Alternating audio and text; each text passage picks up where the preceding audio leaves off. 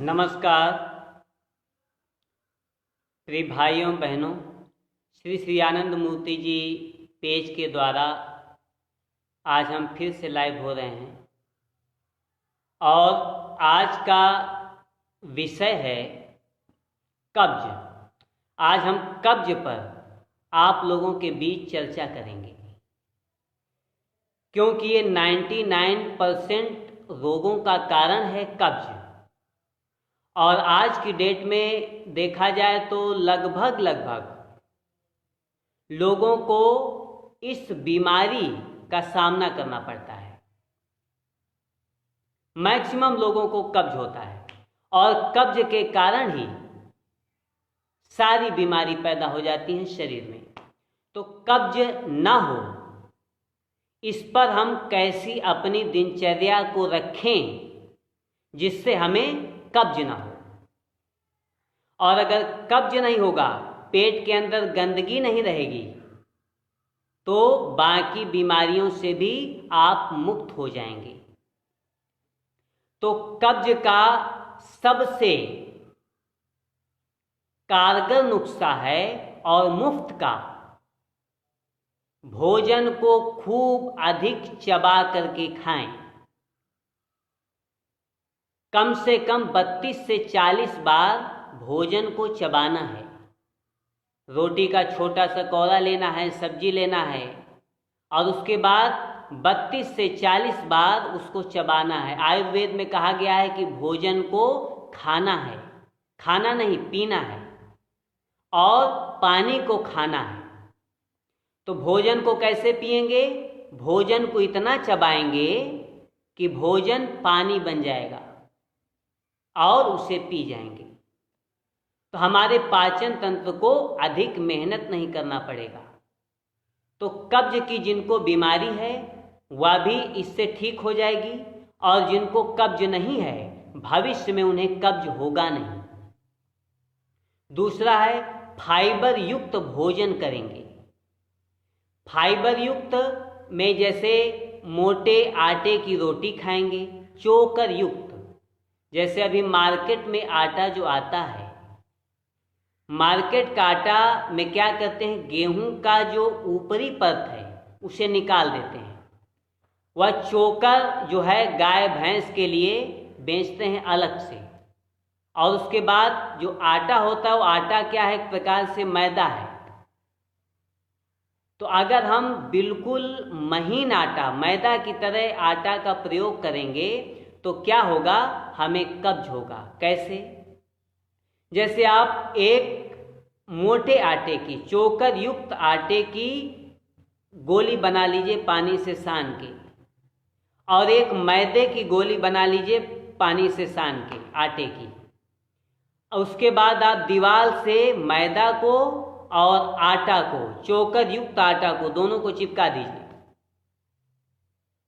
होगा क्या कि जैसे जैसे आटा सूखेगा वो धीरे धीरे दीवार छोड़ेगा, छोड़ के नीचे गिर जाएगा। और मैदा क्या होगा, जैसे जैसे सूखेगा दीवार में चिपकता जाएगा। और अगर आप सूखने के बाद उसे खींचेंगे, छुड़ाएंगे, तब क्या होगा, वो दीवार की परत लेते हुए बाहर आएगा। इतनी तेजी से दीवार को पकड़ लेता है। तो अब आप सोचिए कि यदि हम मैदा खाएंगे, शरीर के अंदर जाएगा तो आंत में बहुत तेजी से वह चिपक जाता है, और जब आंत में चिपक जाएगा तो आंत को छोड़ता नहीं, वही हो जाता है कब्ज का कारण। इसलिए मैदा का व्यवहार बिल्कुल नहीं करेंगे। और जो मार्केट का आटा आता है वह भी एक प्रकार से मैदा ही है। उसको चालेंगे तो उसमें चोकर नहीं निकलता है, चलनी में चाल के देखिए पूरा आटा नीचे निकल जाएगा।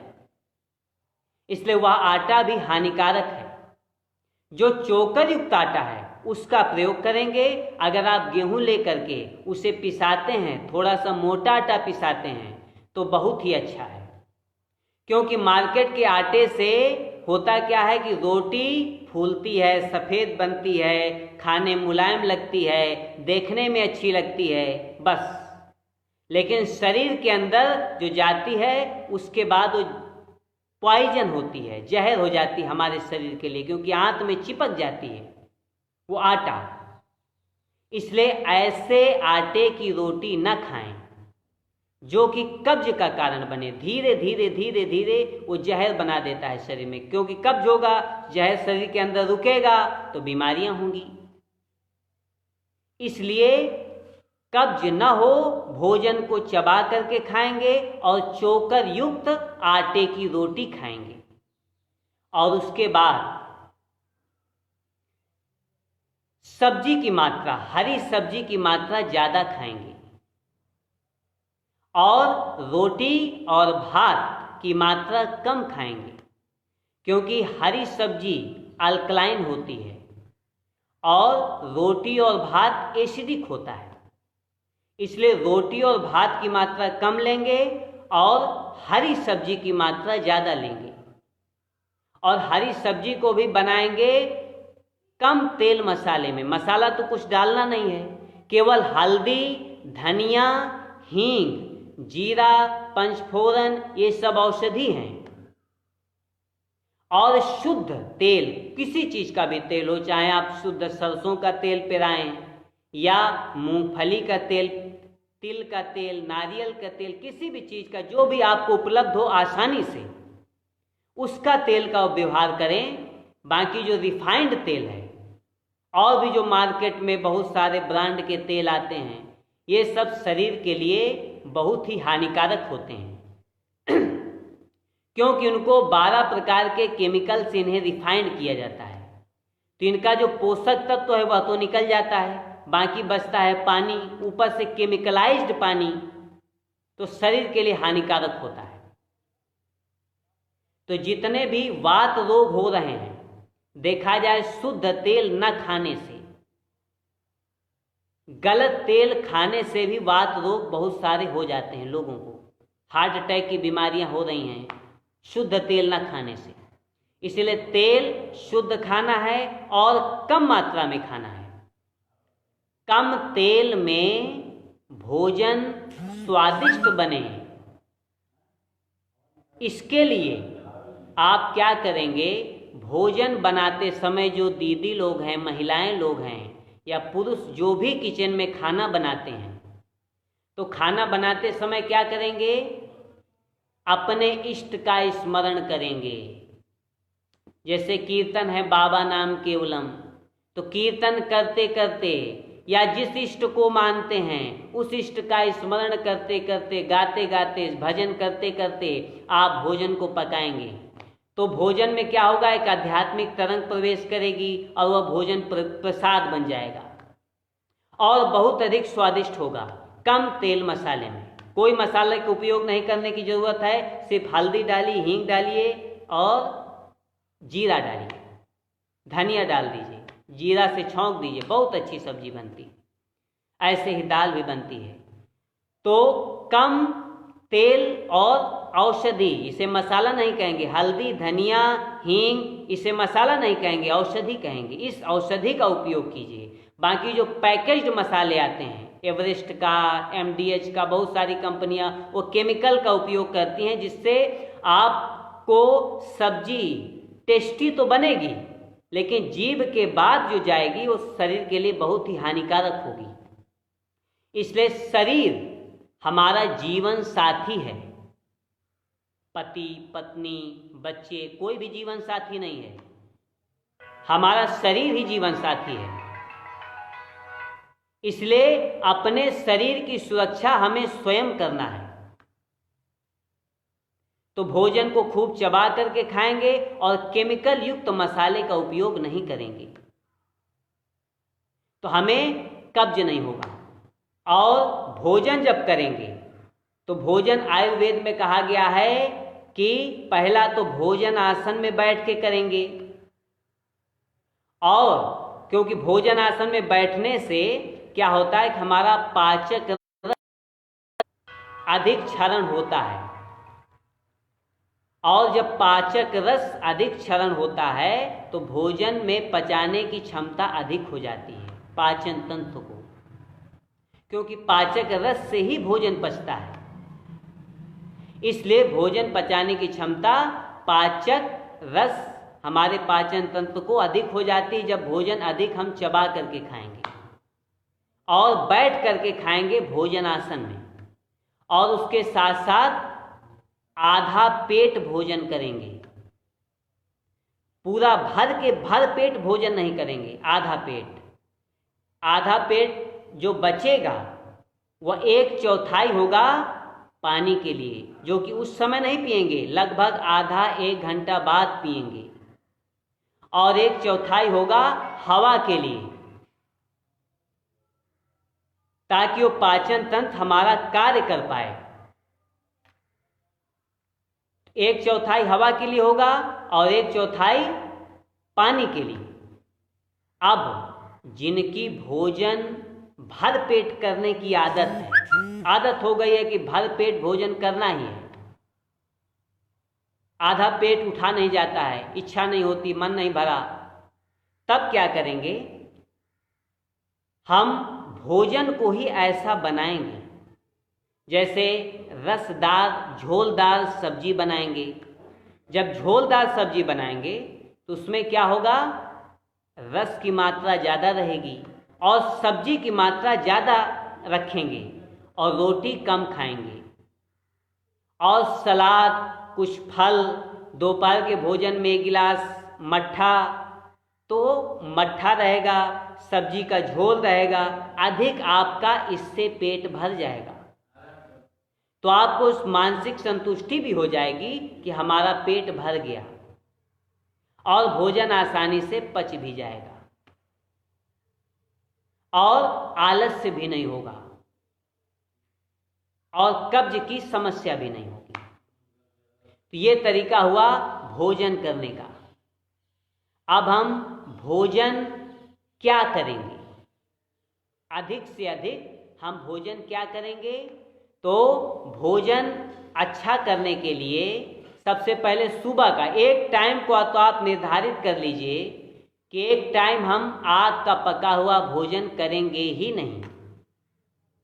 और अच्छा होगा कि सुबह मॉर्निंग में आप आग का पका हुआ भोजन करें ही नहीं। सलाद हो गया, अंकुरित हो गया, अंकुरित में कई चीज़ें आ जाती हैं, आप चना, मूंगफली या मूंग सबसे अधिक सुपाच्य है। जिनको चना नहीं पचता, गैस बना देता है, तो मूंग का अंकुरित खाएं। तो अंकुरित और सलाद और फल इसका व्यवहार कर सकते हैं मॉर्निंग में। और उसके बाद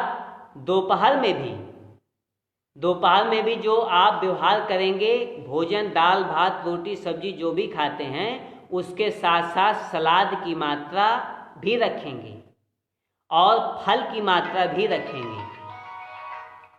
तो फल और सलाद, सबसे पहले सलाद से थोड़ा पेट भरेंगे, उसके बाद रोटी सब्जी खाएंगे, और उसके बाद थोड़ा सा आप बाद में फल खा लेंगे।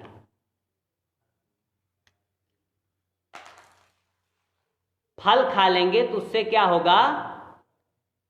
भोजन को अच्छी तरीके से पचा देगा। आयुर्वेद में कहा गया है कि खाली पेटे जल और भरे पेटे फल। तो खाली पेट जब हैं, सुबह उठते ही हमको पानी पीना है, और जब पेट भर जाए भोजन के बाद थोड़ा सा फल का व्यवहार करना है। तो खाली पेटे जल और भरे पेटे फल। तो इससे क्या होगा? हमारा भोजन आराम से पच जाएगा और हम शरीर से भी हल्का महसूस करेंगे। भोजन वो हमें आलस से नहीं देगा।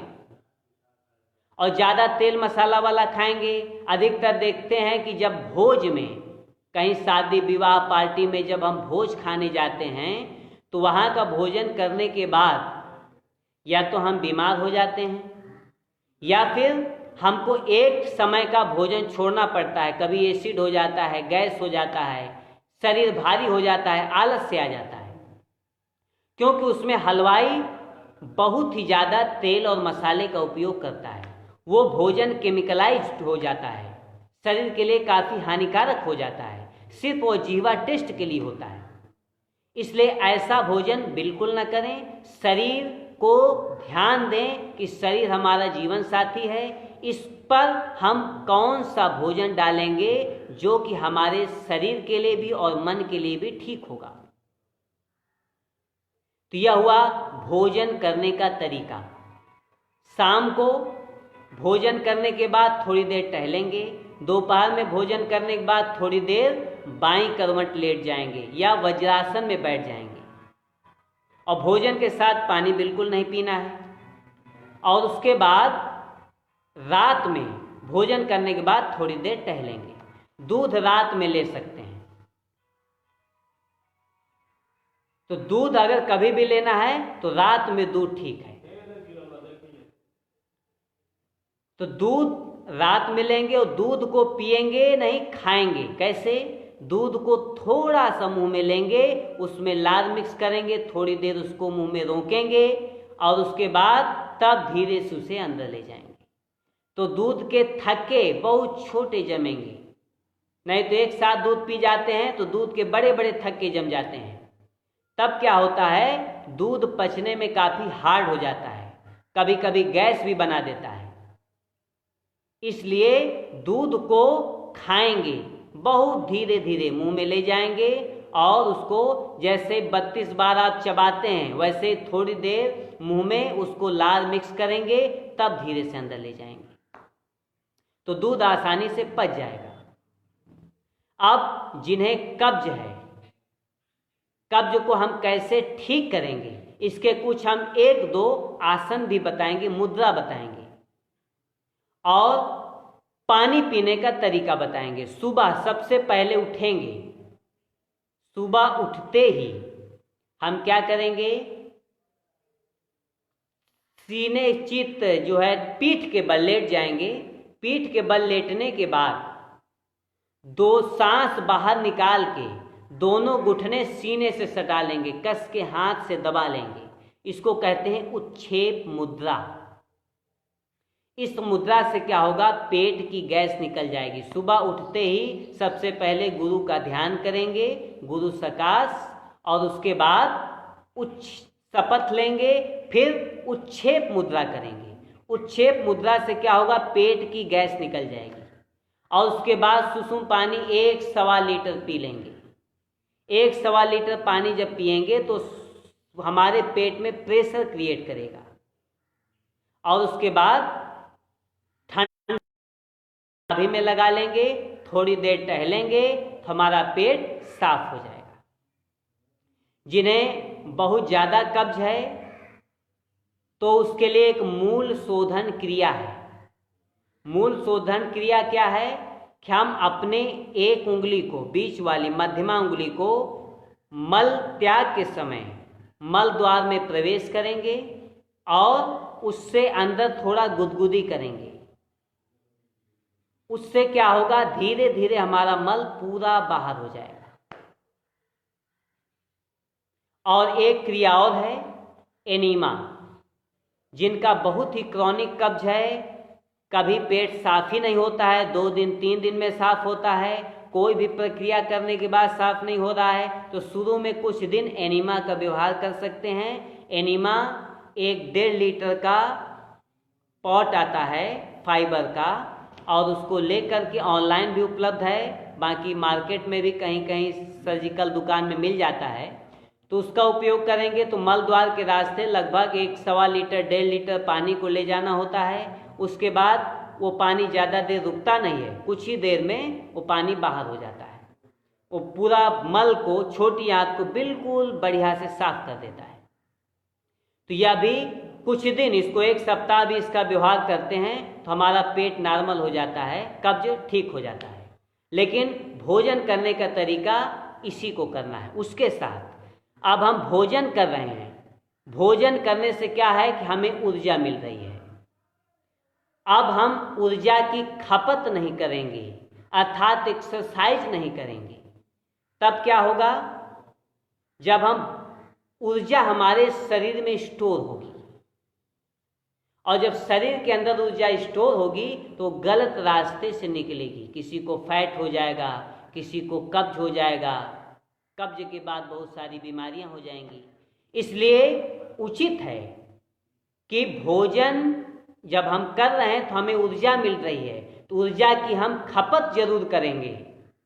ऊर्जा की खपत के लिए कुछ एक्सरसाइज हैं, मॉर्निंग वॉक है, मॉर्निंग वॉक एक बहुत अच्छा एक्सरसाइज है, और कुछ आसन है। आसन, मॉर्निंग वॉक और फिजिकल वर्क। फिजिकल वर्क कुछ ना कुछ करना चाहिए ताकि दिन में कम से कम एक बार शरीर से पसीना निकले, तो उससे हमारा जो ऊर्जा हमको मिली है शरीर को भोजन के द्वारा, उस ऊर्जा की खपत होगी। और जब उस ऊर्जा की खपत होगी तब हम बीमार नहीं होंगे, कब्ज नहीं होगा, मोटापा नहीं होगा। जितनी भी सारी बीमारियां हैं, बीमारियां होती हैं, हम केवल खाते हैं और सोते हैं, शारीरिक श्रम नहीं करते हैं, मानसिक श्रम करते हैं, शारीरिक श्रम का अभाव रहता है। तो शारीरिक श्रम जब रहेगा, कुछ ना कुछ शारीरिक श्रम होगा, तब हमारा भोजन अच्छे से पचेगा भी, और उसके साथ साथ कब्ज भी नहीं होगा। जैसे आप लोगों ने देखा होगा, जो लोग शारीरिक श्रम करते हैं, तो जो रेगुलर शारीरिक श्रम कर रहे हैं, तो उनका भोजन बहुत अच्छे से पचता है। और कुछ दिन, यदि एक सप्ताह या 2-4 दिन उन्हें काम नहीं मिला, या कोई ऐसी अवस्था आ गई जिससे वो काम नहीं किए, तो उस अवस्था में उनके पेट में गैस बनना शुरू हो जाता है, भोजन पचना बंद हो जाता है। क्यों? क्योंकि भोजन तो वही ले रहे हैं जो पहले ले रहे थे, और शारीरिक श्रम बिल्कुल बंद कर दिए। इस वजह से वो भोजन पचना बंद हो जाता है, कम हो जाता है पाचन शक्ति। क्योंकि आप जब शारीरिक श्रम कम कर देते हैं तो आपको भोजन भी बदलना होगा। मानसिक श्रम बढ़ा रहे हैं, शारीरिक श्रम आपका कम है, तो आपको भोजन भी उसके अनुरूप लेना होगा।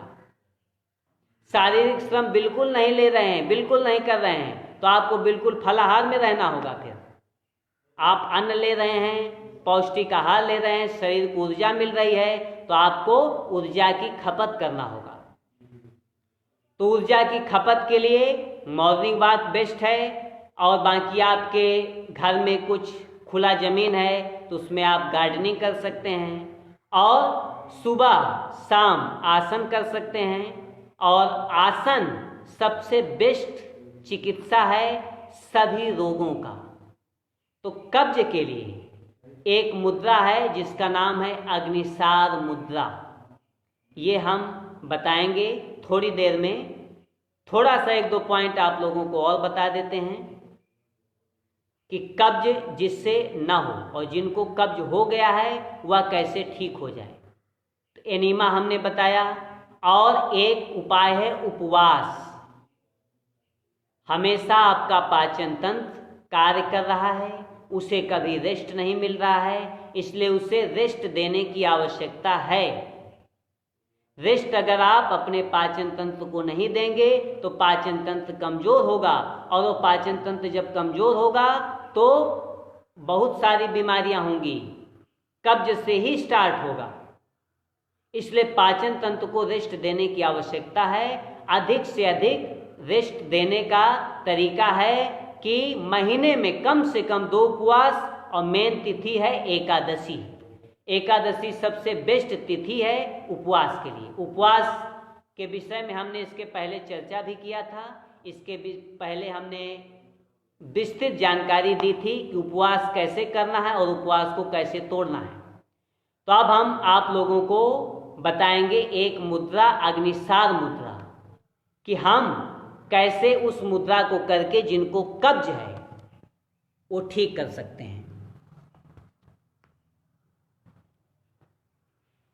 इस तरीके से हम भोजनासन में या सिद्धासन में बैठ जाएंगे, और नाभि के पास हम अपने दोनों हाथ, ये उंगलियों को नाभि के अगल बगल रखेंगे, नाभि के पास इस तरीके से पकड़ेंगे, और सांस बाहर निकाल के, सांस नॉर्मल भी रख सकते हैं, और सांस बाहर निकालने में थोड़ी सुविधा होती है।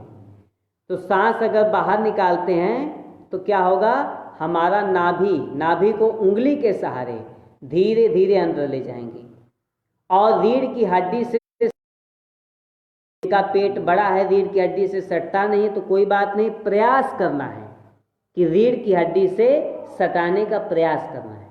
8 सेकंड वहाँ रुकेंगे और उसके बाद धीरे धीरे वापिस आ जाएंगे। फिर धीरे धीरे नाभि को अंदर ले जाएंगे, 8 सेकंड रुकेंगे और उसके बाद फिर धीरे धीरे सांस लेते हुए बाहर आ जाएंगे। इस प्रकार से 4-5 बार करना है और हर दूसरे तीसरे दिन 1-1 बार बढ़ाना है। और उसके बाद जब 10 बार तक 10 स्टेप हो जाएगा तब रेगुलर 10 स्टेप करना है। इसे सुबह शाम दोनों समय करना है। तो इससे हमारा पाचन तंत्र भी मजबूत होगा और कब्ज की समस्या भी ठीक होगी। दूसरा है उड्डयन मुद्रा। उड्डयन मुद्रा भी आप लोगों को बता देते हैं। उड्डयन मुद्रा में खड़े हो जाना है। इस प्रकार से खड़े हो जाएंगे। खड़े होने के बाद हाथ ऊपर कर लेना है। हाथ ऊपर करने के बाद सांस बाहर निकालते हुए, सांस बाहर निकालेंगे, पेट बिल्कुल खाली हो जाएगा और नीचे की ओर झुकेंगे। पैर जो है हमारा जो घुटना है, घुटने में हाथ को रखेंगे और सांस बाहर आ जाएगी। नाभि को अंदर ले जाएंगे, रीढ़ की हड्डी से सटाने का प्रयास करेंगे। उसी प्रकार से 8 सेकंड रुकेंगे, फिर सांस लेते हुए फिर सीधा खड़े हो जाएंगे। इस क्रिया को भी 4-5 बार करना है। इसे बोलते हैं उड्डयन मुद्रा। और हर दूसरे तीसरे दिन 1-1 बार बढ़ाना है। ये भी जब 10 बार हो जाएगा, 10 बार होने के बाद फिर इसे रेगुलर 10 बार करना है। रोज सुबह और शाम खाली पेट करना है, भरे पेट नहीं करना है। आसन मुद्रा कभी भी भरे पेट नहीं करना है। सुबह खाली पेट और शाम को भी भोजन के पहले कम से कम भोजन जो कर लिए हैं तो 2.5 से 3 घंटे बाद जब भोजन पूरी तरीके से पच जाएगा, पेट खाली हो जाएगा, तब मुद्रा करेंगे। आज के वीडियो में इतना ही। सभी ने हमारी बातों को बहुत गौर से सुना। आशा करता हूं कि आप लोग फॉलो करेंगे। इस तरीके से यदि फॉलो करेंगे तो आप लोगों को कब्ज की समस्या नहीं होगी। 99% लोगों का कारण कब्ज है और हमारे शरीर में जब गंदगी जमा हो जाती है तो हम कितना भी इलाज करा लें, उसका समाधान नहीं होता है। एलोपैथ में आजकल थोड़ा भी आदमी बीमार होता है तो एलोपैथी दवा ले लेता है। पेट में दर्द है, गैस में है तो गैस की दवा ले लेता है, दर्द है दर्द की दवा ले लेता है। लेकिन ये सब जितनी भी एलोपैथी दवा हैं हमारे शरीर को बहुत ही नुकसान करती हैं। इसलिए शरीर के अंदर की सबसे पहले हमें सफाई करना है। कोई भी दवा काम नहीं करती 100% जब तक शरीर के अंदर की सफाई नहीं होगी। अगर कब्ज है आपको तो कोई भी दवा ले लें, कितनी भी कारगर हो, चाहे होम्योपैथी हो, चाहे आयुर्वेदिक हो, चाहे एलोपैथी हो, कोई भी दवा 100% काम नहीं करती है। इसलिए अगर 100% किसी भी औषधि को अपने शरीर में काम लेना है तो आपको अपने शरीर की गंदगी निकालना होगा। इसलिए कब्ज नहीं रहना चाहिए। इसलिए उपवास करना है और एक्सरसाइज करना है, शारीरिक श्रम करना है और भोजन को खूब चबा करके खाना है। भोजन चबा करके खाएंगे तो हमारा भोजन अच्छे से पचेगा, पाचन तंत्र मजबूत रहेगा। समय समय पर हमें उपवास भी करना है, महीने में कम से कम 2 एकादशी। आज के लिए इतना ही। सभी को बहुत बहुत धन्यवाद। नमस्कार।